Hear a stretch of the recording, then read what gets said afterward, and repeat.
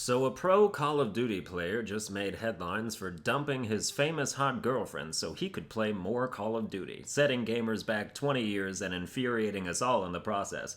Douglas Phase Sensor Martin broke up with Yanet Garcia, known as the world's sexiest weather girl who rose to fame supporting Mexico versus Germany during the World Cup. She's a TV presenter, I guess. I don't have all the details, but she is sexy and famous, which are the important parts of this particular story. He dumped her because apparently he's struggling this year and he wants to reaffirm his commitment to Call of Duty because he is a douchebag. Yanet Garcia has 6.5 million Instagram followers, while Douglas Martin has 2.5 million subscribers on YouTube. It was a very public breakup, and she tweeted that she was heartbroken. But somehow she didn't go off on a ranting tirade because she's better than all of us. Certainly better than me. I'm making a fucking video about this and I'm not even involved. Dude, I don't care how pro you are at video games, you do not dump a scorchingly hot, publicly loved woman unless you are retarded. And people will be like, he chose his career over his girlfriend. It's not uncommon. It is very uncommon when the career is video games and the girlfriend is Yanet Garcia. Is she famous pretty much exclusively for being hot in front of a camera? Sure is. I don't see how that's any less valuable than a dude being famous for being good at video games. This is a match made in heaven, and in the 90s and early 2000s it would have made people's heads explode.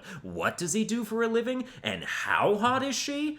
Needless to say, dumping her is an idiotic move, and if you think about it, it really just shows how he doesn't care about women in general. At least not specifically. Because you'll say what? That he'll eventually get as good as he wants to be again and enjoy enough success that he decides he wants a girlfriend again, but it's not like she's gonna come back to him, but he'll be just as happy with any other model rolled off the factory conveyor belt, which means he likes women when it's convenient for him to, and I doubt who they are matters much. And that's fine. I don't mind that mentality. I just don't want anyone to stick up for him or paint him as a tragic victim in this circumstance, because people will do that. They'll be like, oh man, it's too bad this guy's career got so stressful he had to let go of the love of his life. As fucking if.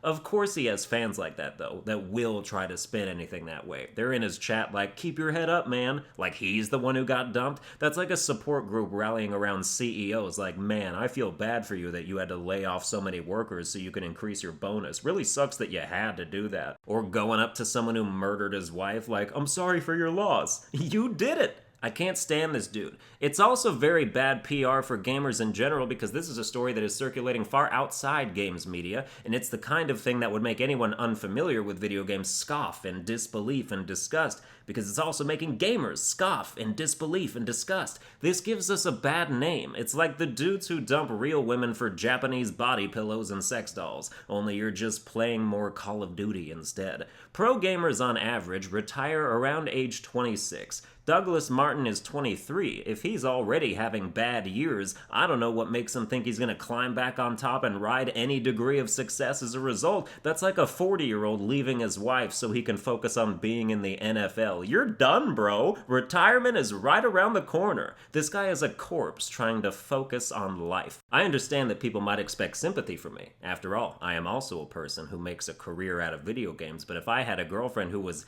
getting in the way of my recording schedule, first of all, that's impossible because I record like 3 hours at the most per day. If a girl's existence in my presence is bothering me for that shit, it just means I don't love her. Like I'm sure Douglas Martin didn't love Yanet Garcia. In fact, I guarantee you it. He probably said he did, but deep down he was like, this bitch cramping my style, man, keeping me from my one true love, Call of Duty, bro. He's not Hispanic, but I feel like that voice fits that mentality. He did not love her. I'm a guy. I've had girlfriends I didn't love. He did not have love for her. You know what he did have for her? Time!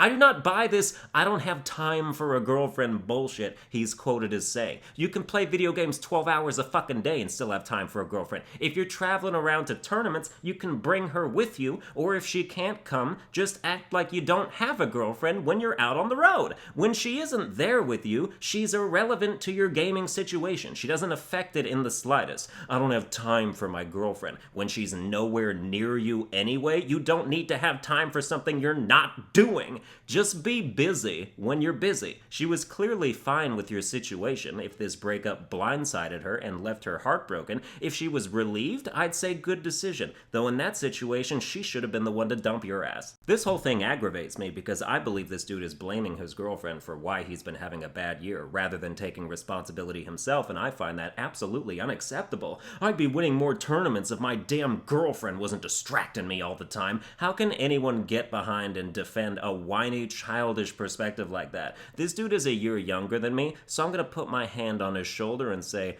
son, you need to not be a pussy. That woman is a gift from God. When she bounced up and down on your erect penis, she was giving you a much-needed release from the stresses and pressures of your life. When she made you lemonade and chicken or some shit, she was recharging and revitalizing your spirit. When she would yell at you at 2 in the morning, "Doggy, stop playing fucking Call of Duty and come to bed," she was looking out for your physical and mental health.